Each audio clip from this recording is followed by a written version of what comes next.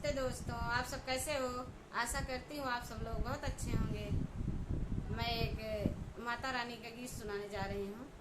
देवी गीत जैसे लगे कमेंट करके ज़रूर बताना। पवन उड़ा कर ले गई हो अम्बे माँ की चुनरिया, पवन उड़ा कर ले गई हो अम्बे माँ की चुनरिया। उड़ उड़ चुनरिया विष्णु पे गईली, उड़ उड़ चुनरिया विष्णु पे गईली। लक्ष्मी के मन को भाए गई हो अम्बे माँ की चुनरिया, विष्णु के मन को भाए गई हो अम्बे माँ की चुनरिया। पवन